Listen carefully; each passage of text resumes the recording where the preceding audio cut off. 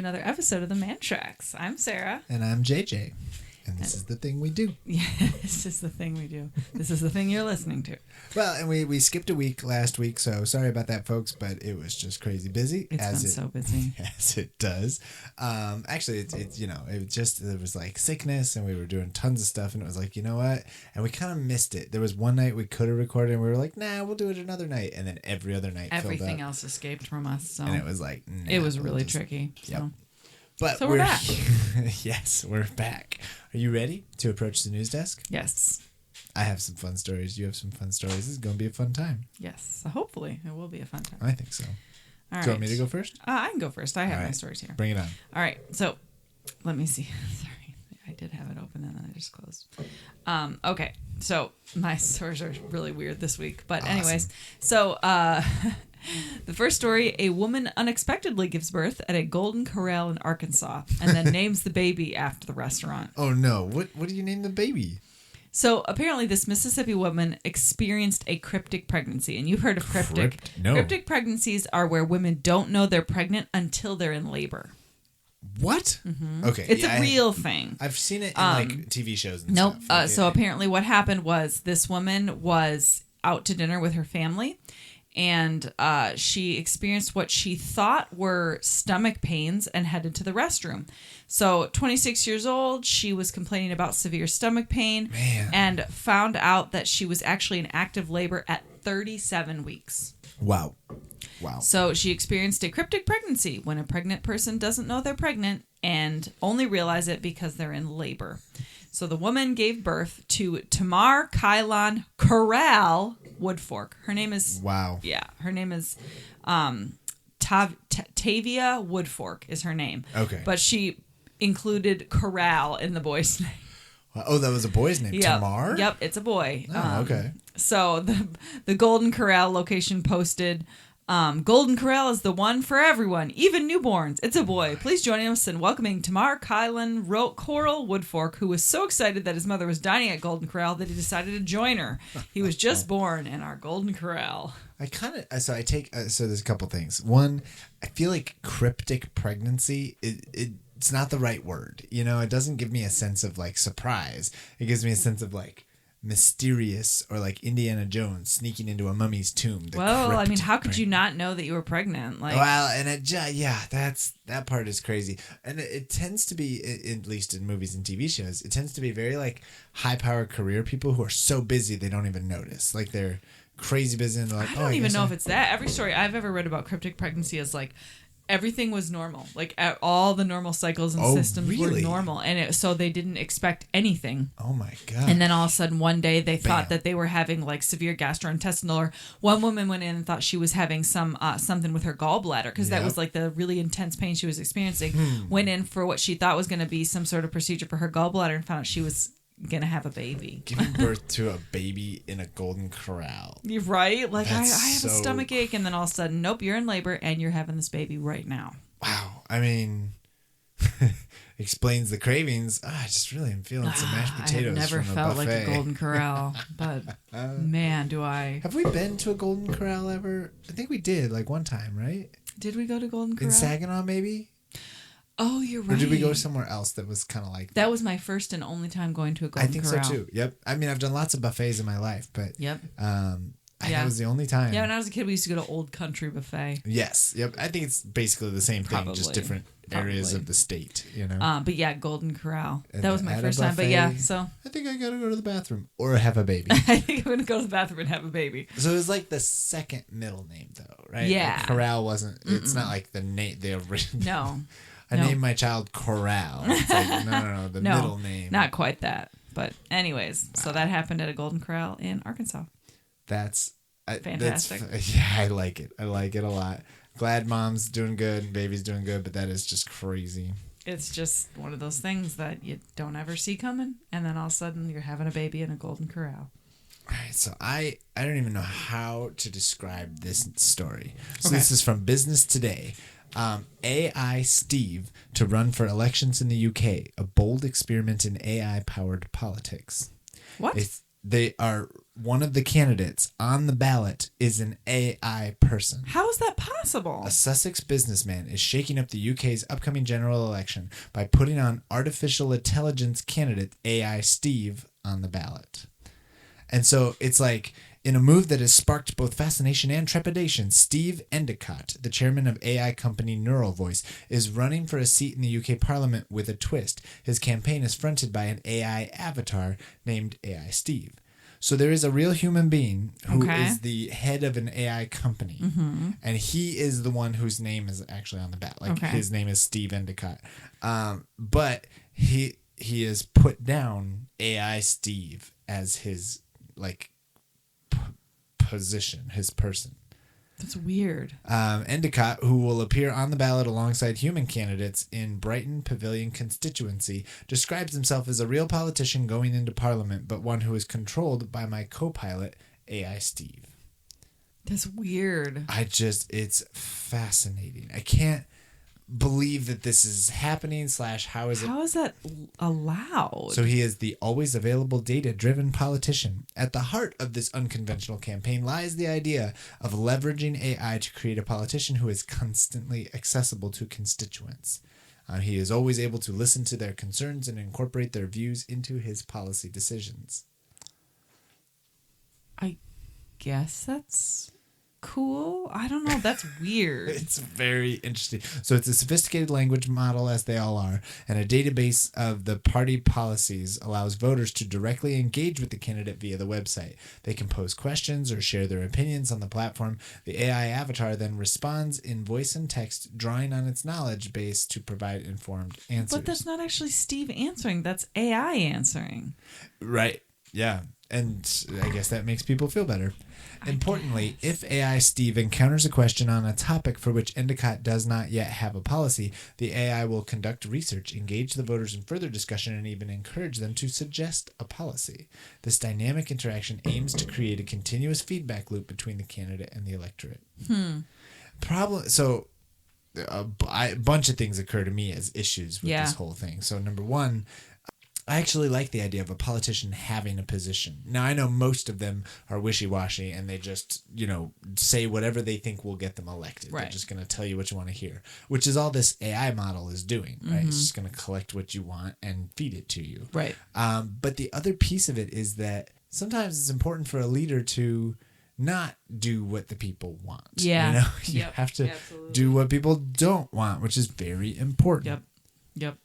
You don't always have to be popular. Well, and I also think in the tech AI world, people love messing with these things. Yeah, they do. Right? Getting them to do dumb stuff or hilariously weird stuff is like a pastime for the trolls of the internet. It is. So this seems like a really bad idea. Good Dangerous. way to get it to spit out some really bad thing, Yeah, there could be something dangerous. People love pranksters, love messing with AI stuff. And so it's like, I don't know if this is a good idea. It's dangerous.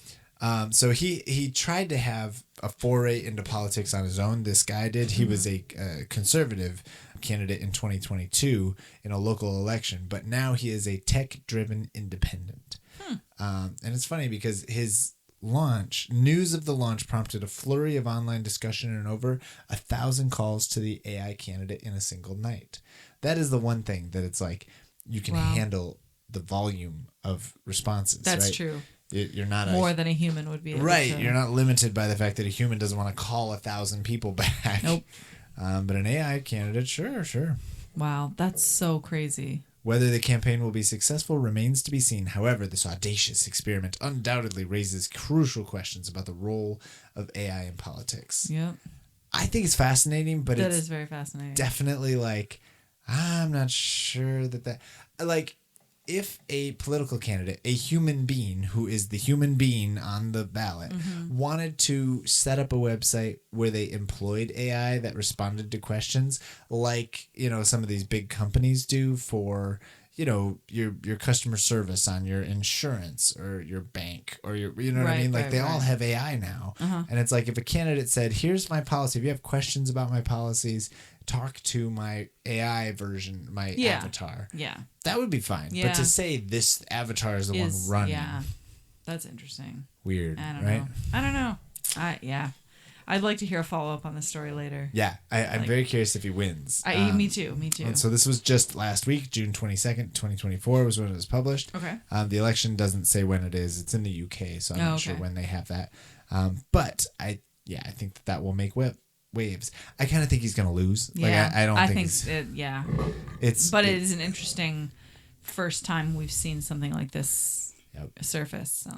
Well, I just think right now we're sort of drawing the lines. Only we're living in a world that's really bad at drawing lines, and we need some of those lines. Like we talk about, I think you and I have talked about like how we should have rules about young children on social media. Oh, absolutely. It's like this stuff is really, really warping to the brain, and we should not allow it until your brain has developed a little bit. Right.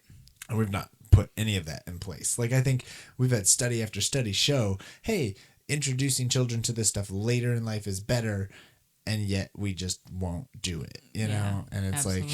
like, AI, hey, we should put some, some common sense restrictions on how we can use this. And it just, we're not good at that. We're not. Yeah. So I remain cautiously I feel like fatalistic. AI candidates, that's ridiculous. All right. Okay. So my next story is kind of silly. It's about a dog. It says a Pekingese named Wild Thang wins. Pekingese or Pekingese? Pekingese named Wild Thang wins world's ugliest dog. I saw that. I didn't click on it, but I definitely saw this article. A longtime runner-up in California's world's ugliest dog contest finally got his crown. That's fantastic. I love that this exists as a thing. Is it ugly? It's not real pretty. It's got a lot of fur. It's as dogs generally do. Yeah, well, the Pekingese is a very interesting breed. So apparently on Friday, the fourth time this dog competed in this what a wonderful ego blow. I know, seriously. Fourth time was a charm for Wild Thang. It literally is named Wild Thang. That's an 8-year-old Pekingese from North Bend, Oregon, who previously placed second in the annual competition. So he has won second 3 times in a row. My gosh, who is now beating him? He finally got first place. Oh my gosh, this is amazing. So he's a survivor of distemper. So you know how we always get distemper shots for our dogs? Yeah. So apparently distemper is a viral disease that infects animals' respiratory system. Oh, so if you don't get the vaccine, suppresses their immune system. Okay, he survived and not without permanent damage. His teeth did not grow in, causing his tongue to stay out his right front leg. Paddles 24/7. He has health issues, but he's a happy, and they coined a new word, Glugly, a combination of glamorous and ugly. Yikes. Glugly pup. Stop trying to make Glugly happen. Seriously. He and his owner, Ann Lewis, walked away with the $5,000 in prize money. That's insane. This dog... Well, okay, so now dogs have no sense of being like mocked, right? They don't care. It's a dog. To it's them, just the owner. This is the same as winning Best in Show, right? There's people. It's on a stage. People are paying attention. It's getting a blue ribbon. Like to them, there is no irony. There is no this is the best day for this dog ever. I kind of love it. I feel a little sad that this exists. Yeah, me too. Ugliest dog. That's just, it feels just mean sad to me. But at the same time, I love that they're celebrating. They're like, yeah, ugliest dog. How amazing. Here's some prize money. It has been happening for 50 years. No way. Yes. What? There's so much. The Sonoma Marin Fair in Petaluma, California, has hosted the world's ugliest dog contest for 50 years. This is the best podcast ever. We learned so many weird things about the world, like that cheese wheel race. Yeah, they've been doing it for over 100 years, That's and it's like, well, this has been happening here for so many years. These things have been going on, and we just don't even know. The world has so many fun traditions. 50 years? 50 years. Really? This world-renowned event celebrates the imperfection that make all dogs special and unique. Last year's king was a 7-year-old Chinese crested dog named Scooter. He was born with deformed hind legs and turned over to animal control for euthanasia. Aww. But fortunately, a member of the shelter adopted him, and the two live happily in Tucson, Arizona. Wow, that's crazy. This really dog is just a wild thing. It's just its tongue is always flopping out, like really far out. Yep. And it just has a goofy looking face, like. I mean, yeah. Oh my god. That's how you win World's Ugliest Dog. So So funny. But yeah, so apparently the world's ugliest dog contest is a thing in California and has been for 50 years. That's awesome. And Wild Thang finally won. Fourth time's a charm. Way to go, Wild Thing. Oh, Proud of you. Oh my gosh. And your owner's got a little $5,000 little bonus there. That's nice. All right. A woman gets her master's degree from Stanford at the age of 105 years old. I saw this article and I wanted to click it, but I did not. It's insane. So we did this, what was that, like a month ago or 2 months ago, about the youngest ever. Yep. Was that a master or a doctorate? She had her PhD. PhD, right. Yep. So this lady, she left school during World War II. And she finally received her master's degree in education 83 years later at the age of 105. Virginia Hislop, nicknamed Ginger, earned her bachelor's degree from the Stanford University School of Education in 1940. She immediately started work on her master's in what is now Stanford Graduate School of Education. Her boyfriend, George Hislop, their names are the same, so are they married? Anyways. I think they're talking about in the past. Yep. He was called up to serve in World War II, leading the couple to get married, there you go, and leave campus just before she would have turned in her final thesis to get her degree. I thought it was one of the things I could pick up along the way if I needed it, and I've always enjoyed studying, so that wasn't really a great concern to me, but getting married was. Wartime, boyfriend that gets was what called she up, did. you get married. He got called into the service, you got married before he was deployed.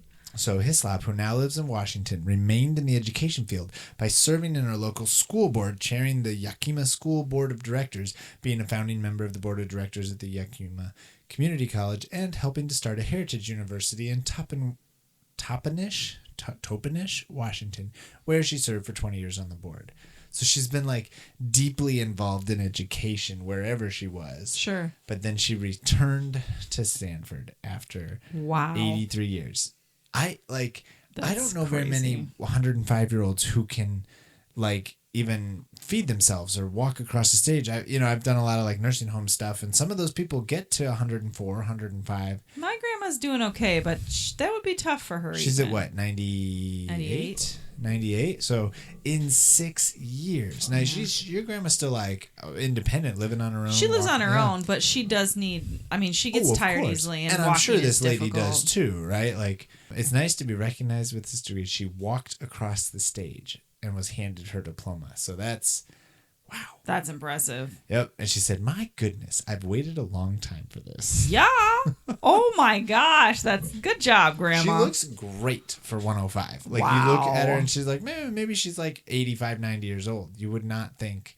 But she's got cap and gown and the little stole and the diploma and that the is whole thing. so cute. I love it. I do too. I love it so much. Yeah, that's those stories about there was a library book returned after 20 years. Yep. She returned to school after 83 years.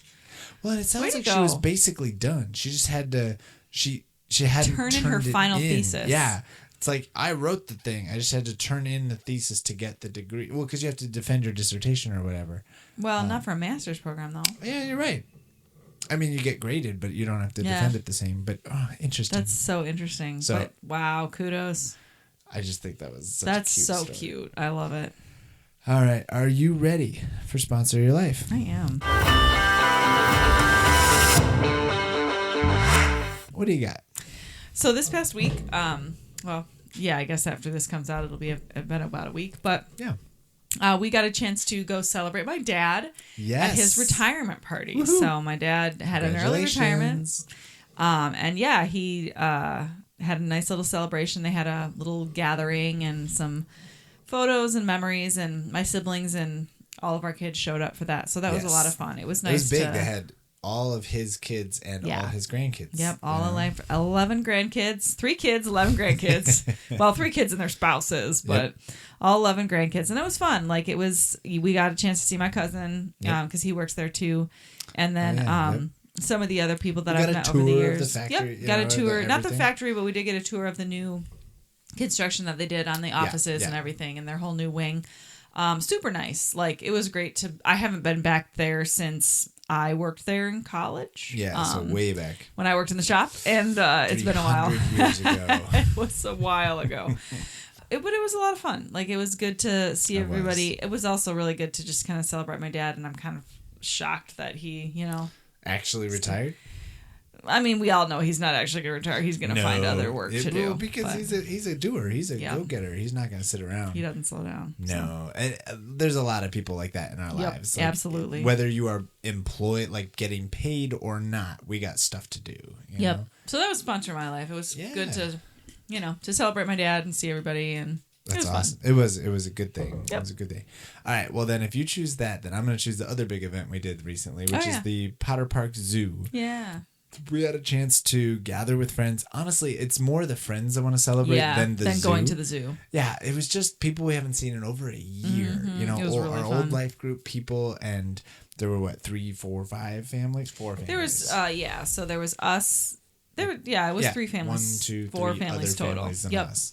And they were like threatening us with rain. They were like, oh, it's gonna rain. We almost canceled. We almost like had to do a backup plan. Yeah. And it was like, no, let's just go and see. And we get there and there's nobody there. It was actually a perfect day. It was very, very muggy, but it was perfect because nobody else wanted to go. Because it was hot, but it was overcast. Yes. Like threatenings with rain never actually rained. And then as we were leaving, we actually left because the sun came out and it was like scorching. And it was like, it's time to go. You know, like we'd been out, but we were there for 4 or 5 hours. Yeah, we left at 2 and we had been there for 4 hours. So it was actually perfect. Like it was a good amount of time to go and it was just a fun time to see everyone. So our kids had a great time. They did. Well, and we had a great time too. And not it's just good to for the see kids, people. But... You miss people. Yep, Even absolutely. the job moves us around, and hopefully we're all done with that. I would love to not move anymore, but that's just sort of part and parcel for pastor's life. A lot of times you move a lot, and so we moved, and it was always sad to say goodbye, but it was so good to see people. It really was. It was very good to connect with people because those are people that we really made deep connections with. So absolutely, and it was super fun to watch kids play together. And, just be able to catch up with people. Yep.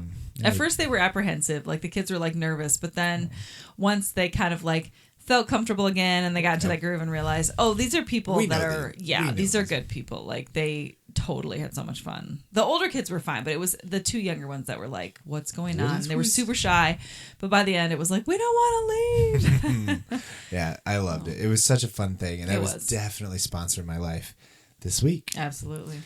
All right, I have 2 things. I have a mini topic that we can talk about for a little bit, and if we have time, we also want to play a game. Okay. Because it's been a minute since we've done this podcast, so we're just going to cram in as much as we can. So there's this crazy story I want to tell you about. I don't think you've heard anything about it, but I think it lends itself to an interesting conversation. So there's a Supreme Court justice. Well, broader strokes. The Supreme Court is supermajority conservative right now. If you know more about it, it's not actually like that, but that's like the big headline. So there's lots and lots of news stories that are like against the conservative justices. They've been getting in trouble. Some of the news stories have merit and some don't, right? So one of the most conservative justices is a guy named Justice Alito. And he's super conservative guy. He's a conservative Christian Catholic fella. Okay. And his wife is a very, very conservative political person. Okay. So are you familiar with the Don't Tread on Me flag? Yes. Right? And then the upside down flag? The like when you fly the flag upside down? Yes. It means like something about like distress, right? Okay. Like I think we're in distress.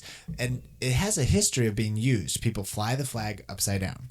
So basically the news story was during the Stop the Steal movement. Okay. Samuel Alito's house had the upside down flag in front of it. Okay. Which was like a symbol of the insurrection. It was a symbol of January 6th and stealing, all of that. Yes. But it was, so they asked about it. And Samuel Alito, the justice, was like, oh, I don't care about the flags. That's my wife's thing. My wife is the flag person. And she is. She's a massive flag nerd. And apparently she was in a feud with a neighbor. A neighbor was flying a flag that was more progressive and had a curse word on it. And she was very upset about that because it had a curse word and there was like a kid's bus stop nearby. And she was like, take that down. And the person refused. So she said, this is why I'm flying the flag upside down. I'm in distress because this other person won't, take down their flag. Yeah. But people were like, no, the timing, it's January 6th. Like they're supporting Trump, they're Stop the Steal people or whatever. Mm-hmm. And then there was another story of like at their vacation home, there was like the Don't Tread on Me flag, or there was some other flag. Okay. I don't know. But there was another flag and everybody was like, oh my gosh, this means that Alito is in Trump's pocket and he's going to, the push of it was that he should recuse himself from an upcoming case that has to do with Donald Trump. Oh, so they're like, I you see. should not be a Supreme Court justice. You should like recuse yourself so you don't do it. And he's like, look, this is not my thing. This is my wife's thing. She does this flag thing. Yeah. I asked her to take it down and she said no. So this is what I'm actually interested in. I'm not actually interested in whether he recuses or any of that. Sure. But there's a dynamic between he's a famous and very public figure and his wife is not, but he does not have complete control over his wife, right? And so at what point is it his fault? Or what point can he just say, look, that's her. Like, what are you mad at me about? This is like, it's his house or, it's their house, but... Okay, so that's the premise. I just want to put that in front of you. See, this is hard because obviously it's true. Like, his wife can make decisions separate from him, but at the same time, like, if your spouse is kind of a high-profile person and there's a lot of repercussions for things, I feel like you also owe it to them as this person who is supporting them as a spouse for their job. You do have to be sensitive to that, like... It's tricky. So I think this applies not just... So he's a Supreme Court justice, obviously. That's a big deal. Yeah, it applies in a lot of situations. In lots of politics, but also I'm thinking for our situation. Like, I'm a pastor. And, if you had some feud or something and it's like, oh, I don't know, that's my wife's thing. But it's like, there is a dimension of that that's like, yeah, but there's a respect for the fact that, like, your husband's a public figure and people are using this to attack him. If I attended like a really problematic like event or rally or something and people were like, dude, Pastor JJ, we saw your wife there. And you're like, that's not me. That's her thing. She's welcome to do what she wants. But I also like, you have to recognize like as the spouse of someone, like you also can create an image of them because you are kind of, it's a value system, like the values of your home, the values of the relationship and what you're trying to reflect. It makes a statement. Yeah. So you do have to be cognizant and sensitive to that. So I feel like there's a lot of responsibility as well. So there's one more layer to this that's kind of fun. So there was a lady, and I didn't follow this very closely, but apparently there was a progressive activist who went to a conservative event disguised as a conservative Christian. And she like recorded a bunch of stuff. And she did it secretly. She recorded herself, and then it was like this bombshell investigation. Oh my gosh, look what she got these people to say, right? Sure. When you actually listen to it, the pushback I heard was basically like, if he said this stuff in a speech, no one would even notice. Like, this isn't that big of a deal. But because there was some kind of like intrigue about the fact that he was being secretly recorded, right? People just got all excited about it. Oh, sure. But one of the things was she went... So when Alito said, that's my wife's thing, my wife is the flag person, sure, people were like, maybe, but they were like not believing his story. They were like, I think he's just like throwing his wife under the bus. But this undercover lady went to both Alito and then later went over to the wife, and the wife is a total flag nut. Like, we have audio evidence of her just going crazy about, oh my gosh, I can't wait to fly this flag, and I'm so excited about this flag, and I'm going to put this one down. And it's like it kind of confirmed, yes, this is very clearly her thing. And it was like the activist was trying to get her to say some incendiary stuff, and she never really said anything juicy. But just kind of solidified the reality. It made the story very, it's like, yes, this is true. His wife is a flag nut. Interesting. So there was like a secret undercover recording that really just kind of confirmed what they already knew. Some people thought it was a bombshell story and it got splashed across blah, blah, blah. Of course. I don't even really follow all of that. Sure. It just got me thinking about the dynamics, because in a relationship, and just even broadly, forget like public figures, but like there is a give and take of we give up some of our freedoms because we love the other person. If I just do what I want and I don't think about you, I'm not really in a relationship with you. Yeah. I'm in a, I don't even know what you would call that. That's like a contractual arrangement. That's like my boss at work or a colleague or something. You know, we're roommates, but to like not do something that I want to do because you would prefer, you know, like that's a compromise. That's part of being in a relationship. And so I just thought, number one, it was weird and maybe unreasonable of her to like, I agree. I'm going to keep my, like, if he said, take it down, and I'm not saying he should be the boss of her at all. No. Like that, but this seems like it's like, this is causing a lot of problems for me in my professional life. Can you please, like, if he asks nicely, I think she should listen. I agree. Do nothing out of selfish ambition. Ooh. That has been a verse that has been like in my mind lately. It comes across frequently, not just in relationships, like thinking about like marriage relationships, but also like with kids too, like related to kids, like because that's one of the things that like our kids have been struggling with a lot of discord and well, he did this or that's not fair or I don't like it, like, and try to teach them like we do unto others what we would want done to us. And so do nothing out of selfish ambition.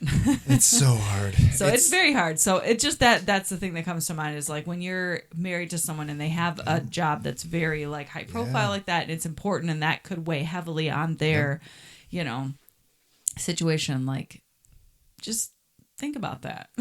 See, but then the extreme. So when I think about that dynamic of relationships, you push it to the extreme the other way where you start to control the other person by telling them what to do. And that draws me to like, do you remember the Mark Driscoll book where he writes about his wife getting a haircut that he disapproved of? And he almost, I don't know if he explicitly said it, but he almost like implied that it was like sinful for her to get a haircut he didn't like or something like that. Well, and then it's like, here's the thing, like if so she went out and she paid $500 for a really bougie haircut that was totally unnecessary and she had like a cut and a color and it wasn't something they discussed beforehand at all, that's hurt one their thing. Budget, right? Like, dude, you're maxing out our budget this month because you just paid $500 for all of your haircut, color, blah blah blah. That's different. But like if I went to the salon and got a haircut and came back and you were like, you got a haircut? Like, how dare you? Yeah, I can't see a situation where I would ever think it's appropriate to like start getting upset at the person for doing something that they felt needed to be done. Like if you cut your hair, I would get mad at you.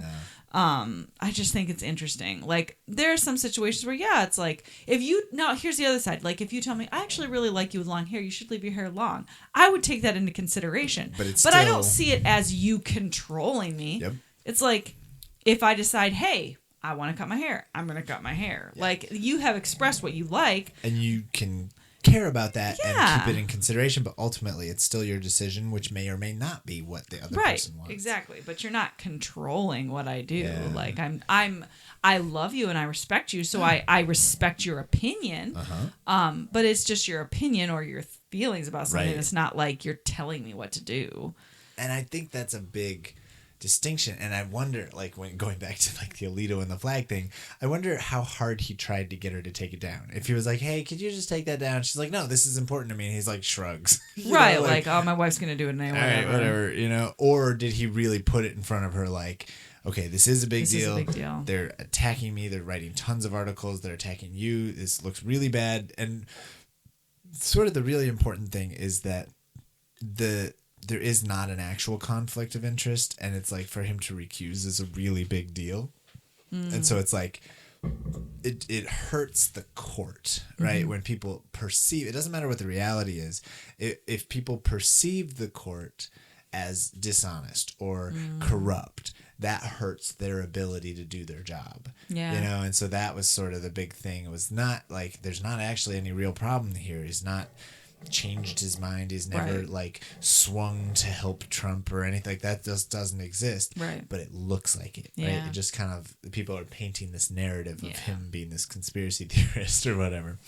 But yeah, I think it's just a fascinating dynamic. And really, I think there's not, because I know, have you heard the thing where it's like men and women in a relationship, so you get like a complementarian worldview, and they're like men and women get a vote, but the man gets the deal breaker or the tiebreaker. Yeah, I have heard that. And that's often pitched as like, it should be, between two people in a compromise, but when they can't agree, the man's vote gets the final. That's kind of a complementarian line of thought. That's something that they teach in some churches.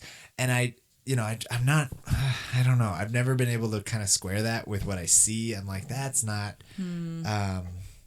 healthy. And it's so easy to, anytime we disagree, I'm going to pull Start my making trump. blanket Yeah, statements and saying, well, I'm the biggest vote. I'm the Yeah. most important one. So. And then you don't have to listen to the other person at all. And I think it leads to, but I think a real, genuine, loving relationship, especially like in Ephesians 5, submit to one another in love. It's much messier. It's a lot harder to love someone and not be in control and not be able to force and get what you want. Yeah. You know. Yeah. So I thought that was a fascinating topic. Interesting. All right, so it's going to be kind of a hard turn, but do you want to play a game now? Sure. It's nothing to do with that, but nothing to do. Okay, so I think we should play Heads Up. Does that sound fun? Yeah. All right, do you have it? I do. Ready? Yep, I am. Oh boy, this is gonna. They were a band Beyonce was in. Oh, I have no idea. Destiny's Child? Yep. He was the original host of AFV. Bob Saget? Yep. Nice. You'll never get this, so just pass it. Or throw it at your face. Oh, it was a really stupid movie. That you got to narrow it down. I'm so sorry. With hats and they had glasses and mullets. Oh, Wayne's World. Yes. Thank you. It was the movie with Robin Williams and the jungle comes to life. Oh, Jumanji? Yes. Yeah, man. It's a movie about insects and their Bug's Life? Yep. Nice. It was the little puppet that was a sheep and oh wow, Lamb Chop. Yep. Wow. It was a TV show in the 90s.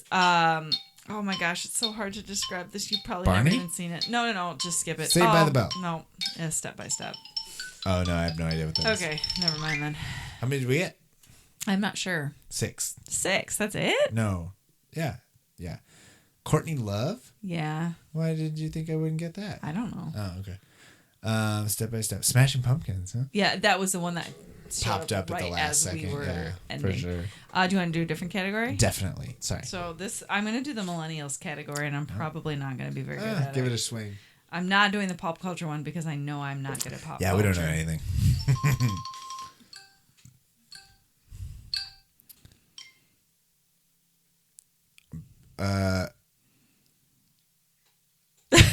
Is that maybe Tom Brady's wife?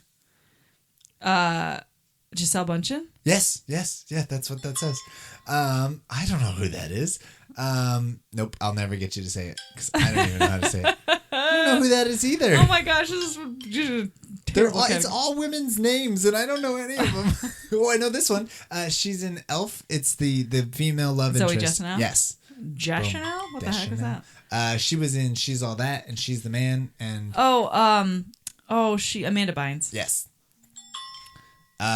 She was in Pitch Perfect, the main character. Anna Kendrick? Yeah. I don't know who that is. I don't know who that is either. Sorry. She's Black Widow and Scarlett Johansson. Yes. Yep. Nice. Boy, that was a sad That was category. terrible. That's See if you know millennials? any- Yeah. Why is it all ladies' names? I don't know. Oh who my any- gosh, I don't know who any of those Yeah, people are. read their names to show that I'm not totally... The one right before the time ended Mark was Mark Zuckerberg. Zuckerberg. I don't know who any of these people are. Wow, I feel dumb. Let's not do this category here. You choose the next Yeah, category I'll get you another one. I'll get you hooked up. All right, what do we got? because I'm going to help you guess. So Do you want to do 90s? Disney parks. Disney parks? it does not matter to me. I'm Let's good at do- Disney parks, but Well, but will I be able to guess it? I don't know. Well, let's find out. I don't even know what that is. Mm-hmm. Oh, there's it's the forgetful fish in Finding Nemo. Dory. Yep. Nice. You're never going to get that because I've never been at Disneyland. So it's the roller coaster that we love. This here's the wildest ride in the wilderness. Oh, Splash Mountain. Nope, that's not. It's the other one next to it. It's a runaway train car. Not another word for large. Big. And then after lightning, before. Big Thunder Mountain. Yep. Road. Yep. Railroad. Railroad. The cold never bothered her anyway. Elsa. Yep. Nice. Winnie the Pooh's friend. Piglet. Nope. Tigger. The human friend. Oh, Christopher Robin. Yep. Sorry. I'll cycle the through all of center them. of Magic Kingdom. It's this. Epcot? No, the ball. The center of the Magic Kingdom. It's the place where. Cinderella's castle. Yep. That's okay. That's terrible. I'm so bad at making you guess those. 4. We got 4. Oh, man. Do you want to do one more? Or? Yeah, because I want to get this category. Because right. I got to do this category. Although it's probably harder for you to help me guess. See, and that's the trick. This is just a tricky game. I love it. Oh, Ariel's little buddy. Flounder. Yep. It's the one I guessed earlier that's not Thunder Mountain. Splash Mountain. Yep. It's the reindeer in Frozen. Sven. Yep. The bad guy in Peter Pan. Captain Hook. Yes. It's the one about the alien and the little girl in Hawaii. Lilo and Stitch. Yes. Oh, it's the baby in The Incredibles. Jack Jack. Yep. Crushing it. I don't know what that is. He's the snowman in Frozen. Olaf. Yep. I like warm hugs. It's the movie we just watched recently with Sully and Mike Wazowski. Monsters Inc. Monsters University. No, it was Inc. It's skip that. It's the place they go to in Peter Pan. Neverland. Yep.